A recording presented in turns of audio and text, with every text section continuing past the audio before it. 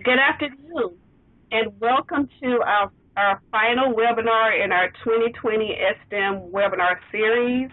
The title of this webinar is Reimagining S-STEM Project Assessment and Knowledge Generation, 2020 Lessons Learned and Future Implications. I'm Iris Blackstaff, and I am a STEM Program Director at AAAS, and I'm also the lead for the S-STEM initiative that AAAS has been leading since 2018. Just a little bit of housekeeping before we get started with the presentation. We will have a survey for you to complete at the end of the presentation, so please make sure to fill that out at the conclusion. You'll also have a chance to answer questions during both of the presentations from both presenters, as well as a dedicated Q&A session at the end. And then we will make the slides and recording available probably by Thursday. We should have that ready for you. So just a little about the AAAS S-STEM Initiative. The title of this initiative is Developing an Evidence-Based Best Practices Community for Supporting Low-Income, High-Achieving Students in STEM Education and the Workforce. This work is supported by the National Science Foundation, and the goals and objectives are to share effective STEM undergraduate and workforce preparation strategies, to facilitate collaboration and networking across S-STEM projects, and to generate a sense of community among those seeking to expand academic opportunities for low-income STEM students. Please visit our website at www.stem.AAAS.org. A part of these initiatives that we've had so far is last year we convened our 2019 S-STEM Symposium. This year was dedicated to our webinar series, and then over the next couple of months, we will start planning for our 2021 S-STEM Symposium that we are targeting for the fall of 2021. I'd like to acknowledge our project team. In addition to myself, we have Allison Gonzalez, who is our program associate. We have Kate Winter, our external evaluator, as well as Gabby Haynes. And then I'd also like to acknowledge our S-STEM Initiative Advisory Board members, Karen Birch, David Brown, Kelly Mack, Ben Pearson, and Ivory Tolson. Next slide, please. I'd also like to acknowledge the NSF S-STEM program officers and staff that include Alexandra Medina Borja, Michael Ferrara, Thomas Kim, and Glenda Valdez.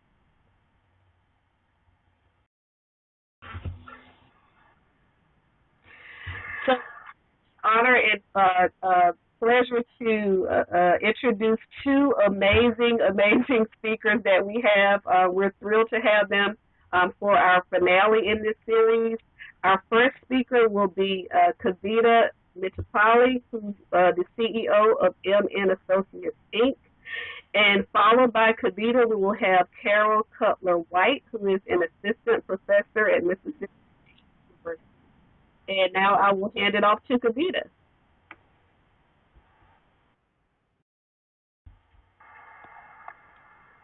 Well, thank you so much, Iris, for the introduction and for inviting myself and Carol for this last but never the least presentation opportunity. Thank you to AAAS, Allison, and also Workcast for the tech support and online platform. Always thank you to National Science Foundation for supporting students in numerous colleges and universities across the country for the S-STEM grants. And also thank you to everyone who is planning to spend this hour and a half with us to share, learn, and interact with us. Thank you. So before I start my presentation, just want to go through very quickly the agenda. Basically, this presentation is divided into three parts. Part one is mostly about 25-30 minutes. I'll talk about the S-STEM grants that my company is evaluating. We'll have a couple of short polls just to kind of understand who is in the audience. We'll talk about the assessment, research, and evaluation component at the time of COVID, then pivoting, what all we did to get our work done, some study findings as well, thanks to our clients who very graciously allowed us to share some of the findings, some lessons learned along the way, some questions remain, and also a share and care activity if we have some time. And I'll also try to take some questions towards the end.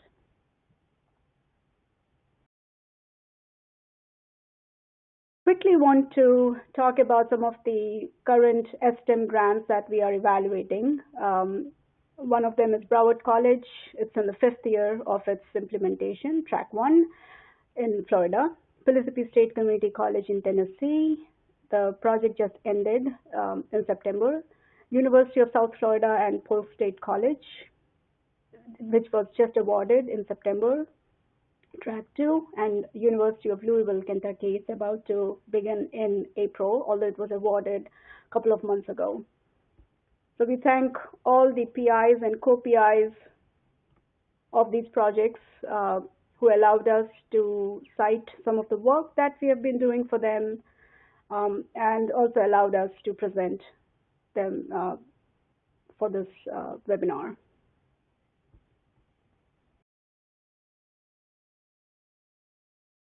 In addition, I would also like to take a moment to acknowledge my team who has worked very hard over the years to complete evaluation work, data collection on and off site, as well as complete reports, interim reports, final reports.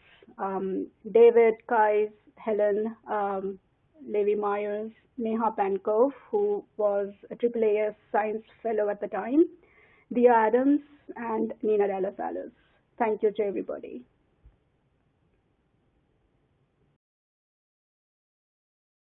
I want to take a moment to quickly understand who all is attending today's session. So if you could all just take a poll as to who is an evaluator of an NSF grant, not necessarily just S-STEM. They could be in IUs, includes, noise, or any other NSF grant. Maybe an educational researcher, a PI, a co-PI, or other, meaning they could be in the advisory, the steering committee, industry partner, instructor, or staff. Let's take a minute to complete this poll, please.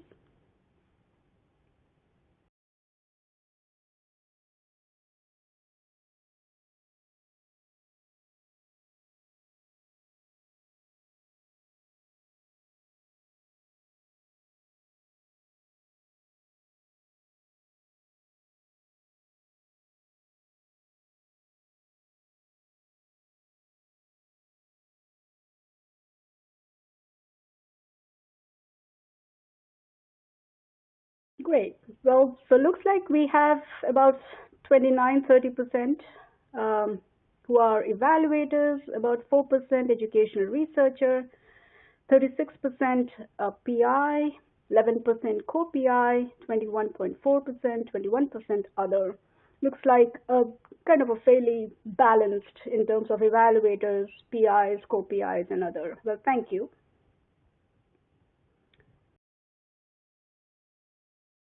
Another quick poll. If you are in S-STEM, what is your current track? Is it track 1, institutional capacity building, track 2, design and development single institution, track 3, design and development multi-institutional consortia, or other, meaning it could be a supplementary fund, conference, or any other?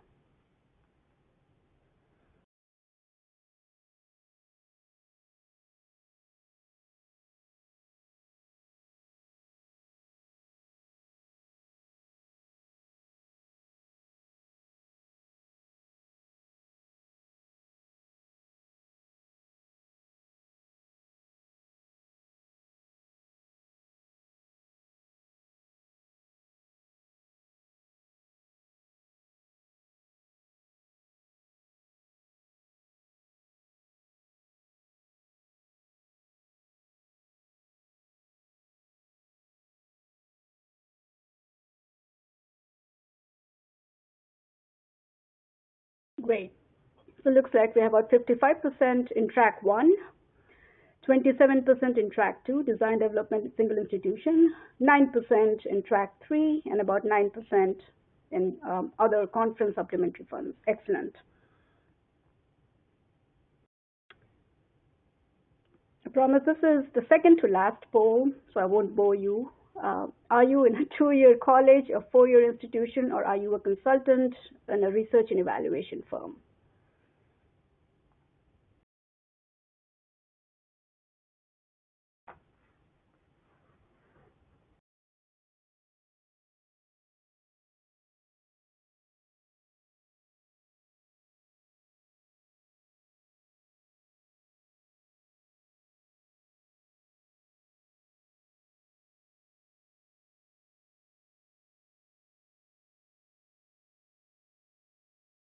Great.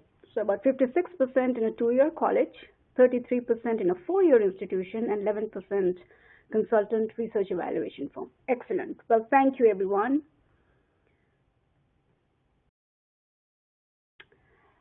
So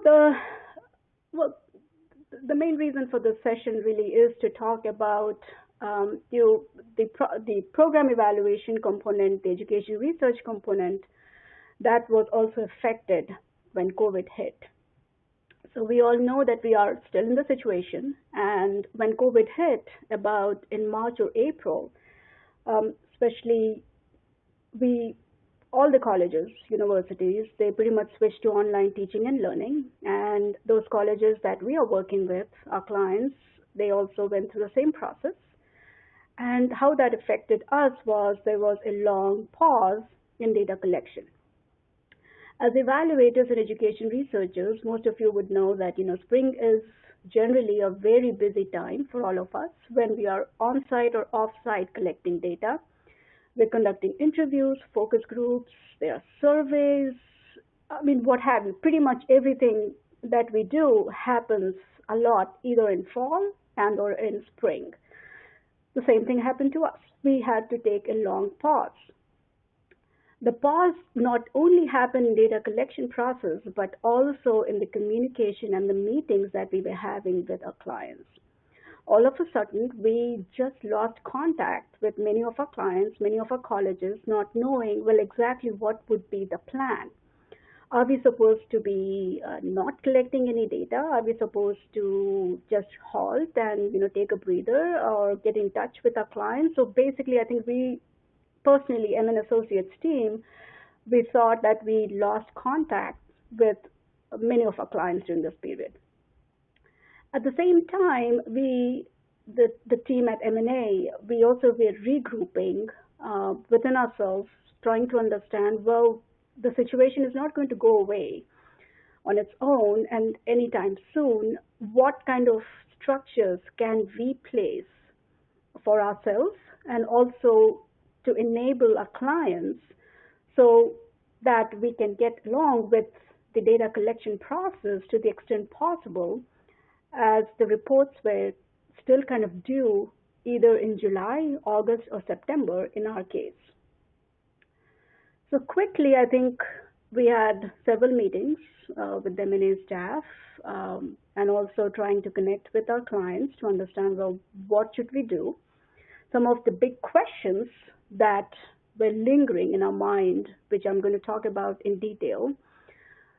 And I think the buzzword or the keyword that we all had to encounter at this time was pivoting. Well, do we keep what we have? Do we regroup? What kind of critical questions are we going to ask moving forward? These are some of the questions, as you will see on your screen, that we dealt with.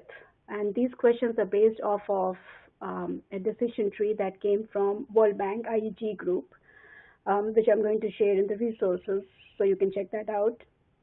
Should we adapt our evaluation questions, our scope of work, and deliverables? The second question was, how do we improve what remains and seems feasible?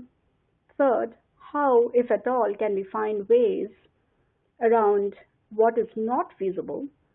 And I think one of the most important questions that we had were, was how, if at all, can we tap into alternative sources of data collection and evidence? And I think most of you will actually identify yourself with this because everything was virtual. So how do we collect this data virtually? Are we doing virtual interviews? Are we still doing focus interviews virtually? How exactly are we going to modify our data collection process? Another thing is, how do we still meet the deadlines with the data we have or collected that respond to the evaluation questions?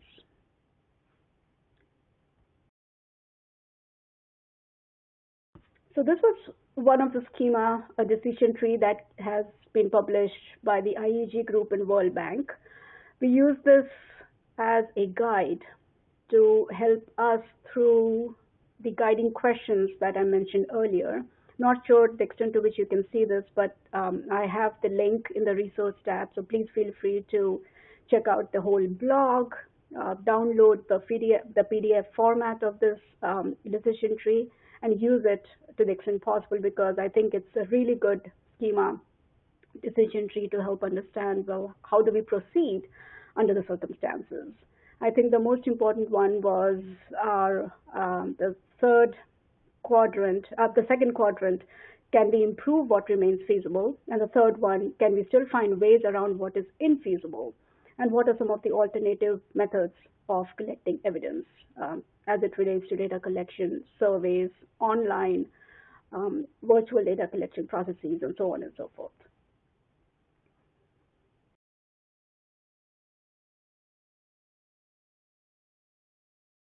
So moving forward, well, despite so much planning, despite so much regrouping and pivoting, I think there were several challenges in the evaluation processes that we went through. One of them was unclear timelines for the spring data collection when the campuses closed. Well, the campuses, all of them, the four colleges, the two colleges actually that we were working with, they didn't close at the same time. So we didn't know exactly when the colleges are going to close, what is going to be the modus operandi, where does our evaluation really fit in the process. But generally, both the colleges that we were working with closed around March and April. The spring data collection changes, as I mentioned earlier. We generally do site visits in spring or in fall. That didn't happen. When on site, we used to do focus groups, interviews, on-site observations of some of the activities. And also the advisory steering committee meetings used to convene when we would be visiting the campus. So none of that happened. At the same time, we also struggled to understand, well, what would happen to the data? Will we still have data access through the institutional research folks? Will we still have the same kind of data? What kind of data are being collected at this point? Which also led us to worry about the timelines for July and August year-end reporting. The other thing that, as most of you would know, that in S-STEM grants, we are also collecting mentoring and advising logs. And these are really in-person meetings with the advisors, with the faculty, the instructors, and those are pretty intensive. So those were also not happening at the time because of the campus closure. So there was no clarity as to, well, how are these logs being maintained or they are being collected during this time. And also there was unclear guidance on general evaluation needs and expectations on part of the clients.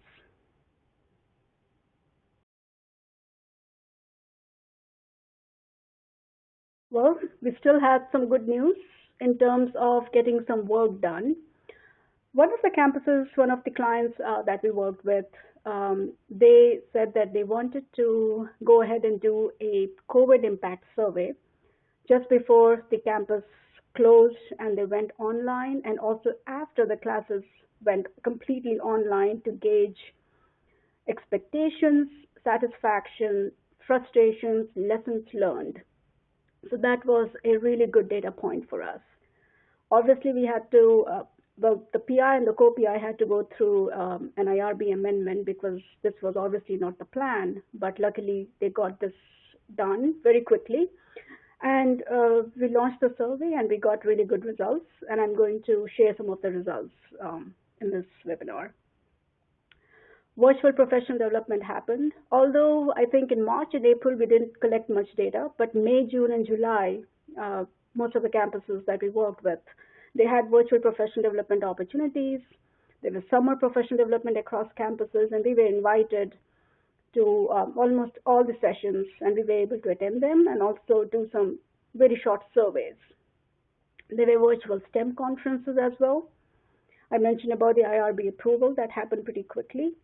Online surveys with timeline adjustments. We were able to do some online surveys so that we could keep track of the cohorts, their progression through the courses, program of study, and also virtual advisory and steering committee. One of the college was also able to convene a virtual advisory and steering committee meeting for maybe an hour or hour and a half. There were also drive-by student success advisors on campus in one case. So we were able to collect some of the mentoring notes and mentoring logs through that process. The other thing is also, as I said, March and April, we were completely in the dark as to not knowing how or if any data collection will happen. But I think we were consistent. We were to some extent, we were also irritating the PIs and co-PIs and asking them, well, I think we need to talk. I think we need to get on a phone call and reset the dates for data collection. So I'm very glad to say that all of them are very cooperative, understanding, and they got back into the regular communication mode. So also resetting expectations. So what are the expectations of the clients? What do the colleges want from us? How can we help them? How can we reduce the burden of data collection, but at the same time also collect good quality data so that we can furnish our responsibilities as external evaluators? So I think it's a fine line, it's a fine balance that we all have to learn along the process and get work done. And also, if we receive clarity on reporting deadlines, was it still going to be July? Was it still going to be August? Is there flexibility? If not, what are the new dates, and so on and so forth.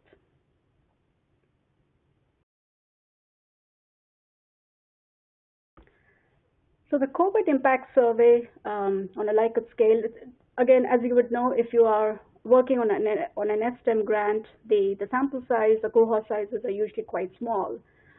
In this case, we had 12 of them, the last cohort, and we asked them the comfort level with different aspects of taking online classes before and after.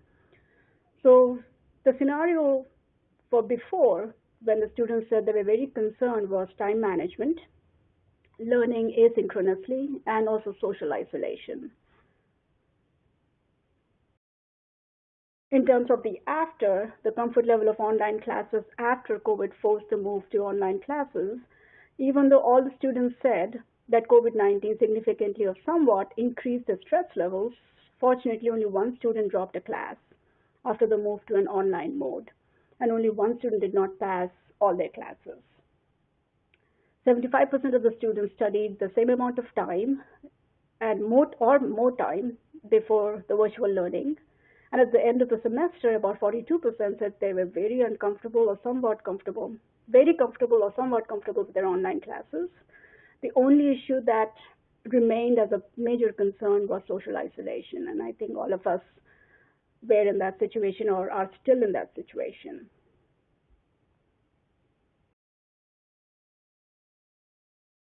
Some of the student comments were, most of my instructors were incredible. I believe everyone did the very best they could given the severity and suddenness of the situation. Overall, the platform used for remote learning exceeded my expectations. I think a few of my professors got stretched too. Other professors flawlessly transitioned, and I did very well. I did well in those courses. This is in the after survey. Similarly, there was a faculty survey too. And the faculty members were asked how they provided academic support to students, given that everything shifted to online teaching, the sample size being 7. I give students my cell phone and allow them to call, text me 24/7. Time to take tests were lengthened. I made multiple videos to help explain difficult concepts in class.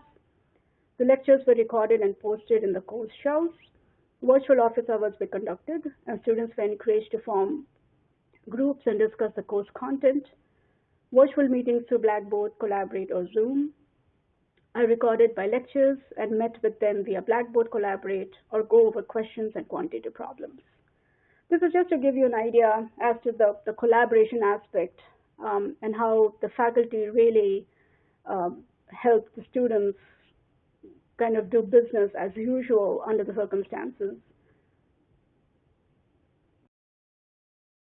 A little bit more. They were also asked about what worked well when moving online and what were the challenges. The most difficult issue is to keep students from cheating while completing online tests and assignments.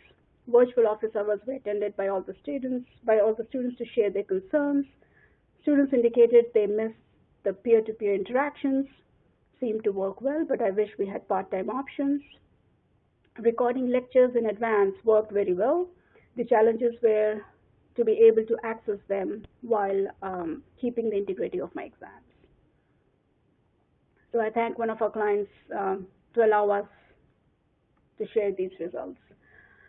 Going back to the assessment evaluation part, some of the lessons that we have learned in the past 8 to 10 months, and I think it's going to be ongoing moving forward, the things that we could change possibly is always ask questions and seek clarity. Seek clarity on the expectations that the clients may have, seek clarity on deliverables, deadlines, what is feasible, what is not feasible, what makes sense, without overall, not to burden the students and not to burden anybody, being mindful and also being human. Try to regularly check in with your clients, with your colleges, the PIs, the co-PIs. Email is always there. Communicate data collection challenges and changes and needs under the circumstances. Plan the data collection without overburdening the students, I mentioned again. Document as much as you can or are able, and communicate clearly and regularly. Cooperate and collaborate, and always be flexible. I think most of you are already doing this, but there's no harm in reiterating and kind of reminding yourself that we are all in this situation, and how can we do our work best by collaborating and being flexible and getting our work done.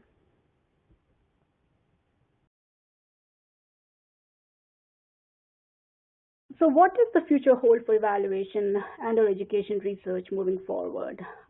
We don't know. We don't have the answers. And I think we don't know what we don't know. We often, with my team, we often talk about the situation, like what if the new normal continues? What if we are in the situation for a very, very long time? What if online hybrid teaching and learning is the norm? How do we keep collecting the data? How do we keep doing high quality research and evaluation for our S-STEM projects?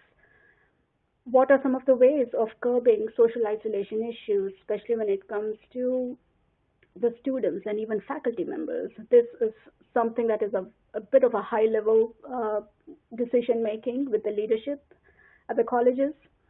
Then how will the online mentoring, advisement, and academic services change or improve or not improve under the situation? How will the internships happen? How will the research and job opportunities take place? Especially these are very important components of the S-STEM project. And then will there be wraparound services on and off campus? And I think Carol does a fantastic job of talking about some of these wraparound services in her presentation.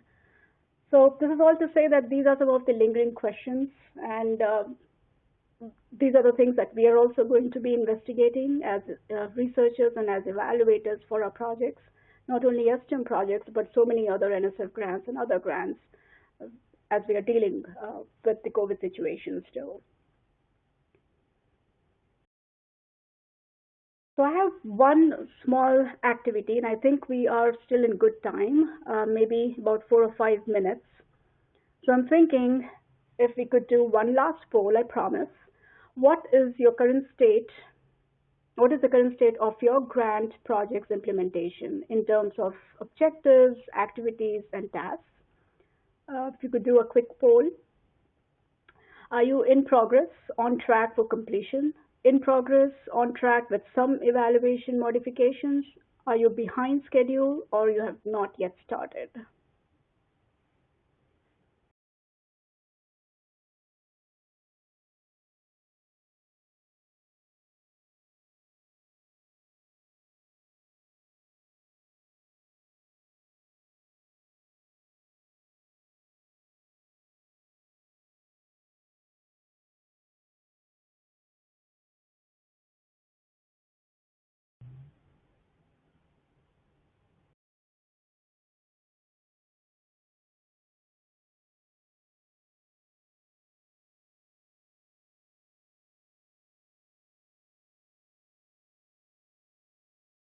Great. So we have 31% in progress, on track for completion, 44% in progress, on track with some evaluation modifications, 4% behind schedule, and 13% not yet started. Thank you for doing this. And I think with this, I'm going to skip. I have a bigger activity, but I think I'm going to skip this so that I can give my colleague Carol her 30 minutes for her presentation. Thank you so much for your time and patience. Unless you have any questions, if we don't have any questions, we could probably just move on to Carol's presentation. Thank you again. Thanks, Kavita. And thank you, Allison and Iris and everyone at AAAS and all of our colleagues here for joining us today. As Iris introduced me, my name is Carol Cutler White, and I'm an assistant professor of community college leadership at Mississippi State. And I'm ecstatic to see that there's a large representation from the two-year colleges today. So hang on here, I got to get through. So we will, here we go. So I am a practitioner scholar, and my STEM evaluation background started, I was working at NC State and Wake Technical Community College, the largest community college in North Carolina. For nearly 10 years, I wrote and evaluated NSF grants, labor grants, Department of Ed, and private foundation grants. Wake Tech was awarded an S-STEM grant in 2009, back when NSF did not allow the additional support. So 100% of the money went to scholarships, and we experienced some of the struggles that other colleagues experienced in supporting students. I was also a PI on Completion by Design and the Partnership for Post-Secondary Success grants funded by the Bill and Melinda Gates Foundation. Currently, I am, as I mentioned, an assistant professor at Mississippi State, but I also direct and manage the Mississippi Gear Up grant. Gear Up is it's a discretionary grant focused on first-generation college students and underrepresented low-income students. There are STEM and technology priorities, and it has a direct service and research and evaluation. In North Carolina, I came from North Carolina most recently to Mississippi State. I worked for the University of North Carolina system and administered the $28.4 million Gear Up grant there. At Mississippi State, we were just awarded in 2019 for 7 years, and it's $27.9 million. And we have a really exciting research agenda.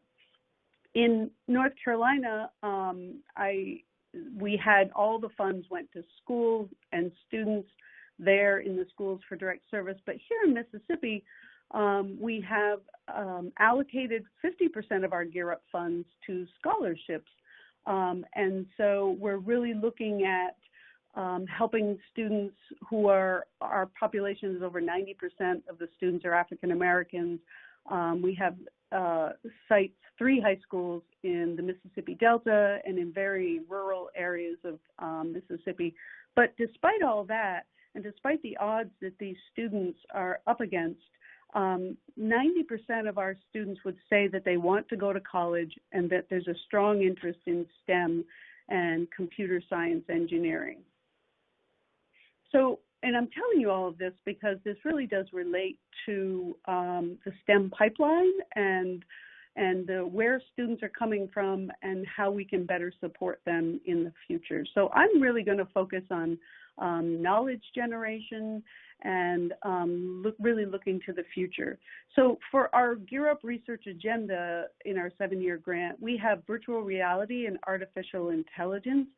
I started this project in North Carolina. You can see a picture of the phone app that we developed so that students could take virtual college tours and be connected to campus representatives from the palm of their hand, because what we were seeing was that students couldn't visit campuses, and we wanted to reduce that barrier of time and distance and really finances being able to go.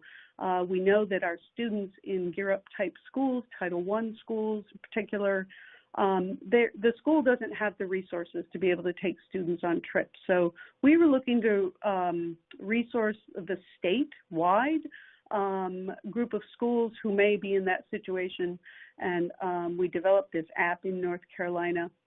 And I brought that project here with me, and I'm now expanding it.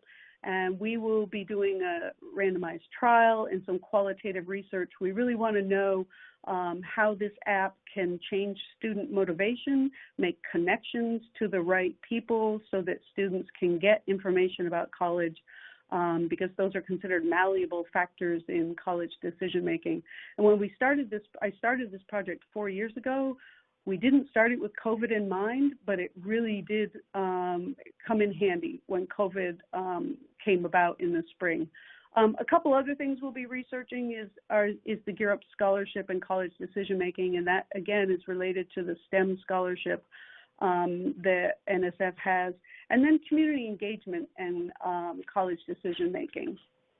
I also have a Corporation for National and Community Service grant that I'm running. It is participatory action research. We're doing some not mainstream kind of methodologies, but we are really looking to investigate how to engage the community to improve college going. And this particular project is in one place. It's in the Mississippi Delta. And we're building a model for how to engage communities in helping students go to college, which really does make a difference for students who are capable. As I mentioned before, I think we have students in our schools who are qualified in the Gear Up schools and in this community that I'm working in the Mississippi Delta, but they just don't have the resources to be able to connect to the social capital of colleges and getting to college. So let me turn my attention to the impact of COVID and the social unrest that occurred this past summer that we're still seeing across the U.S.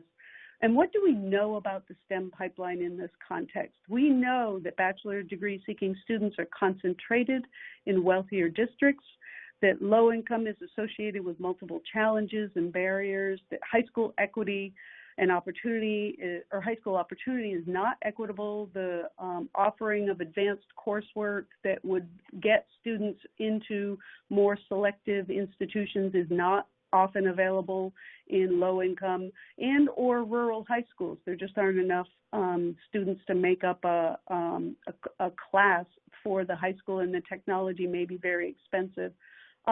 So these factors all combined, they lead to low representation of minority students in STEM.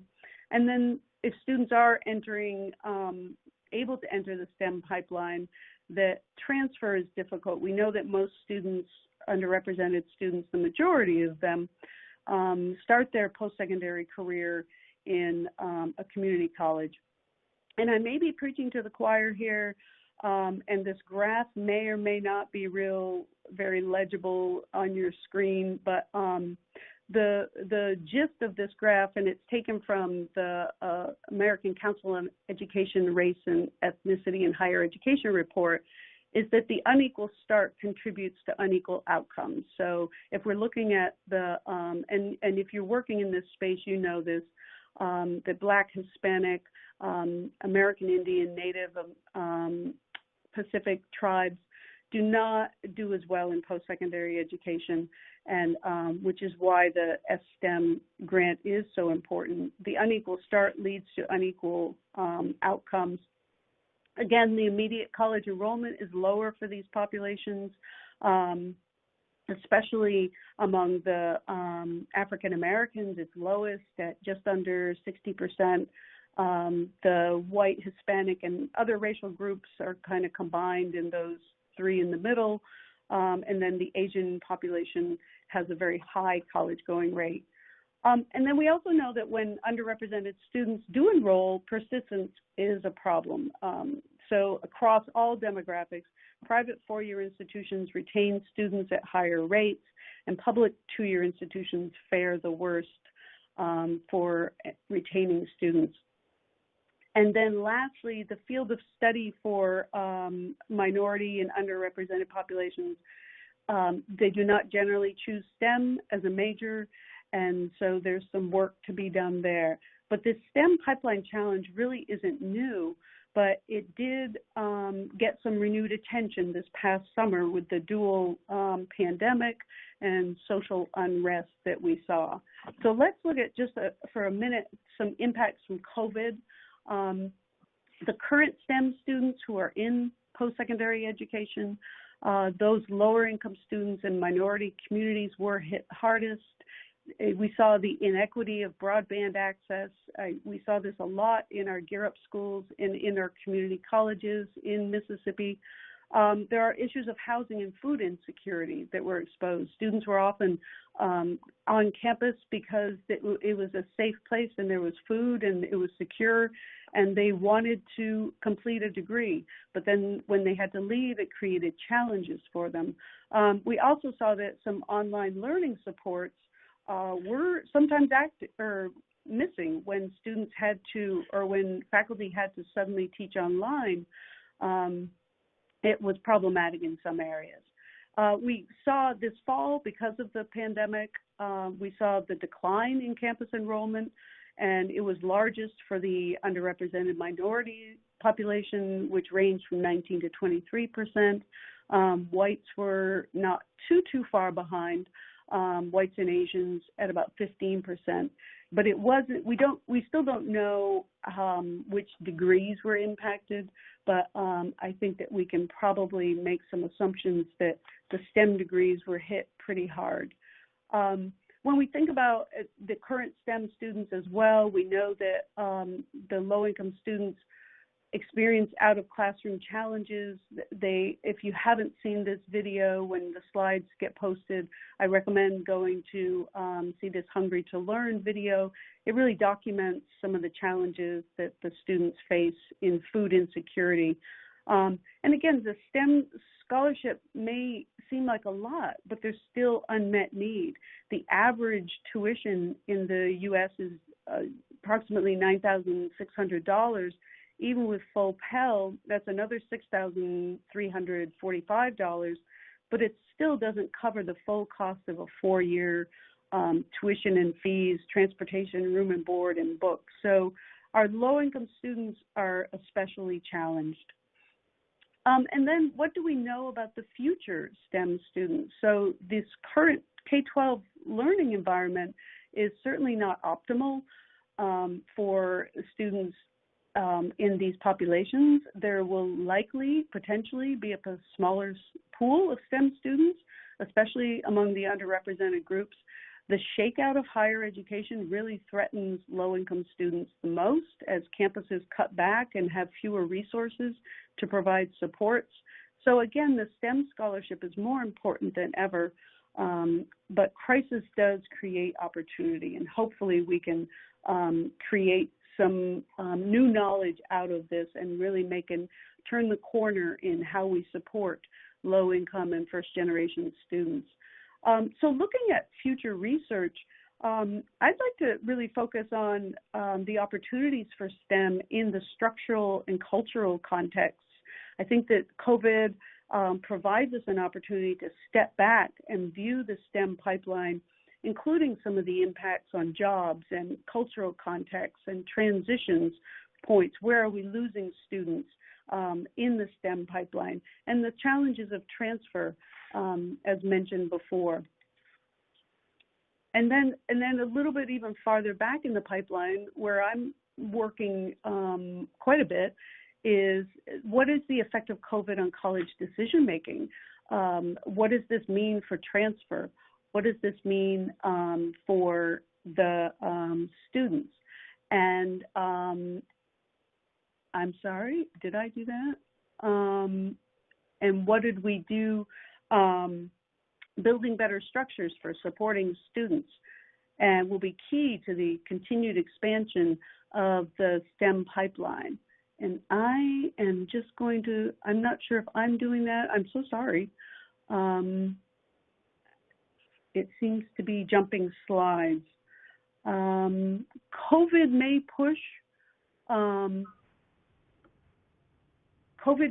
us. Hey, Carol. Hey, Yes. Carol, this is Kavita. Could you move the slide? I'm not able to move the slide to 36, please. Okay, 36. Yes. Yes, and I do apologize to everybody. I'm not sure what's going on here. Jump to, sorry. I think you just completed 30. Yeah. Okay, hopefully. Oof, no, it's not. Hang on. I'm so sorry. I'm just going to keep talking like we're on the right slide, and Okay. I will catch up. But I think that as Kavita was mentioning in her presentation, that the data collection may need to change, the current status quo of what we're doing and in STEM would need to change, and helping students with technology would really make a difference. Here we are. So we can leverage data collection through some secondary data sources for baseline knowledge, and then compare our outcomes with the virtual data collection opportunities. Okay, I'm not sure why it keeps going back to this slide.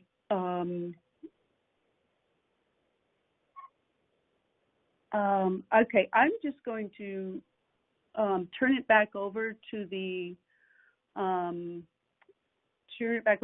Iris and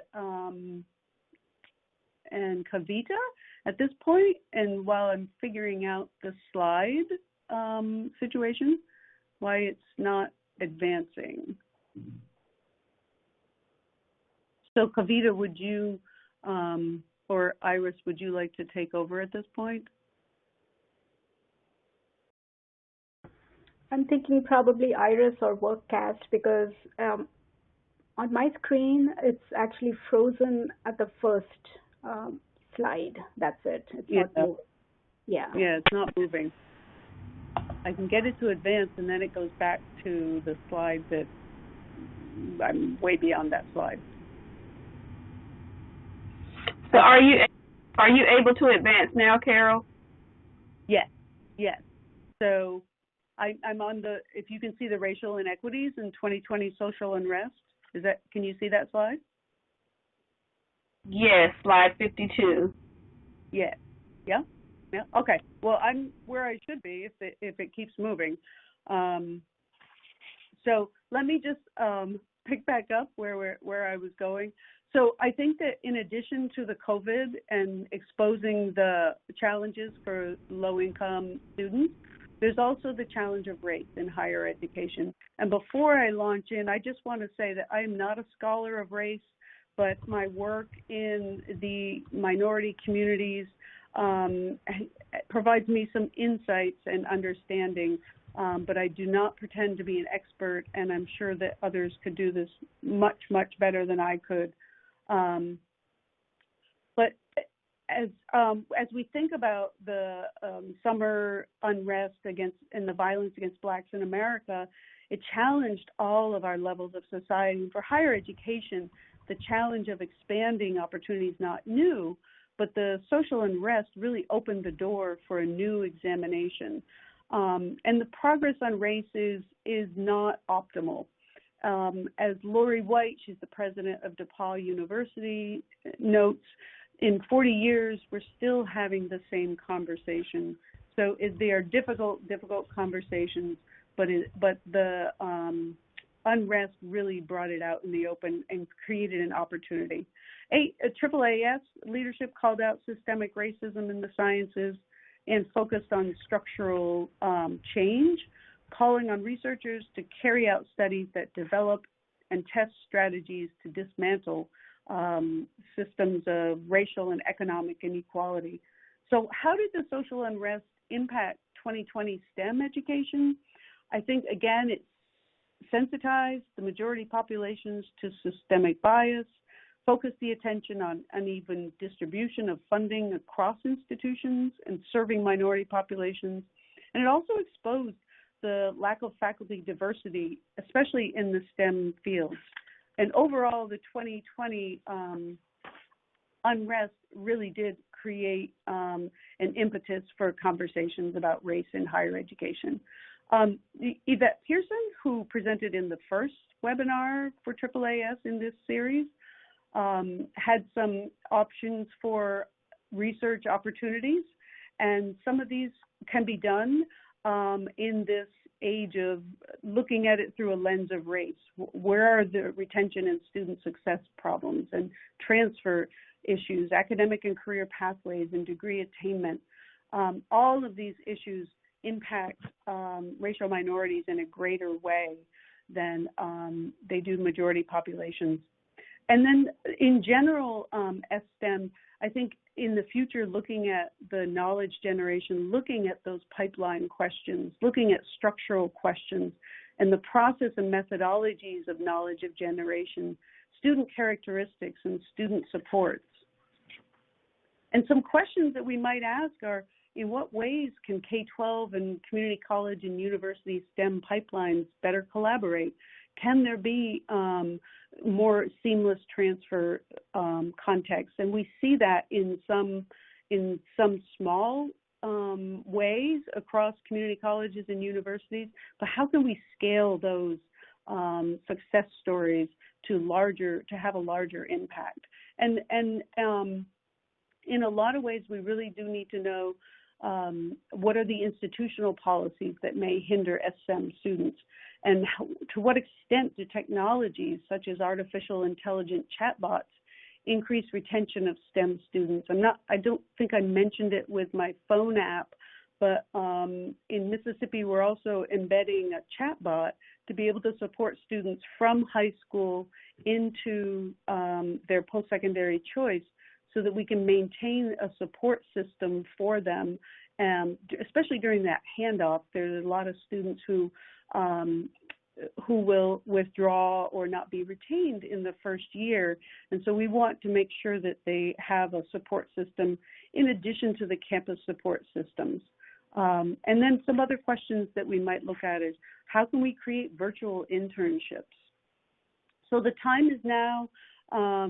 We really do. The time was really long ago, but the William T. Grant Foundation president talks about, research and others really receiving grants that they explicitly speak to their understanding of the ways that racism pervades our society and social institutions, and really have a major conversation about that. I think just challenging NSF to have a conversation about race and how can NSF increase the diversity of the review panels. Do reviewers understand racial issues and the students S-STEM is intended to serve? And is there equitable representation on the panels with knowledge of 2- and 4-year institutions? And are standards of evidence standing in the way of access to funding for less than highly selective institutions? And I mentioned that I worked with a 2-year college to submit an S-STEM grant in 2019. And in my opinion, the review process exposed some structural issues. And this slide has a comment from a reviewer. And it said the PI and the co-PI do not have prior NSF support. Therefore, they have not demonstrated that they can actually execute the objectives of the proposal. and the PI and co-PI do not have any active grants. From our view, the PI had 20 years of teaching and administrative experience, and the co-PI was Dean of the Math and Science department or division, and there were multiple other faculty members who were involved, and we think that that really did demonstrate that they could execute simple objectives of a Track 1 of STEM grant. But again, if this is the criteria for an NSF award, that you have a prior award, then the structure of that process is an impediment to really making progress. And then another example from a reviewer was the relatively low GPA expected of the scholars is very concerning, since a GPA this low may prevent their enrollment in selective programs after transfer. Such a low GPA does not suggest that the NSF expectation of academically talented is being met. It is suggested that a revised plan require a higher GPA. Again, we see this as a structural issue because the solicitation clearly states that each institution determines measures of academic potential for its students, and this GPA that we were citing was eligible for transfer to both the University of California and the Cal State system. So we would recommend, from my point of view, some soul searching about the review panels and how that process works. And then some other methods for consideration, some things that may be popping up is creating some other alternative research methods and embracing those research methods and making sure that the review panels are knowledgeable about those methods as valid. And then almost lastly, the Evidence Act of 2017 makes changes to how government agencies do evaluation of their own programs, and they have to have a learning agenda, and there is great potential for collaborative programs, and I would recommend that the NSF and Department of Education and Housing and Urban Development create some collaborative research projects as a result of this, because students don't live in a test tube, they live in an environment, and all of these agencies have a different lens on moving the STEM pipeline forward. So I just want to invite all of you folks who are on the call, if you are interested in any of the knowledge generation that I mentioned earlier, to email me at that email address. And then lastly, I think that I am hopeful for change in the focus on inclusion, diversity, equity in higher education. The picture that you see on the screen is the new state flag of Mississippi. Since 2001, Mississippi was the only state with a state flag containing the Confederate flag. But this past summer, because of the Black Lives Matter, protesters called for Mississippi to remove the image of the Confederacy from the state flag. And I'm very happy to say that on November 3rd, the image here was passed in a statewide ballot measure with over 71% of voter support. If Mississippi can put aside divisive and oppressive imagery of the Confederacy, I'm hopeful that STEM and higher education institutions can come to terms with structural issues and change to be more inclusive. So as a reminder of what I mentioned at the opening of the webinar, please complete our survey that will be launched shortly to just let us know your impressions of this specific webinar. And then also, if you have any upcoming events, resources, or information that you would like disseminated on our S-STEM Initiative website, please contact Allison Gonzalez at agonzalez@AAAS.org. And also, please share your upcoming events as well as resources and information for the S-STEM community by following and tagging us on LinkedIn and Twitter. Thank you all for joining us. And I also want to give a big shout out to Allison and Yao and the rest of the WorkCast team for helping us convene all 5 of these webinars this year. Thank you so much.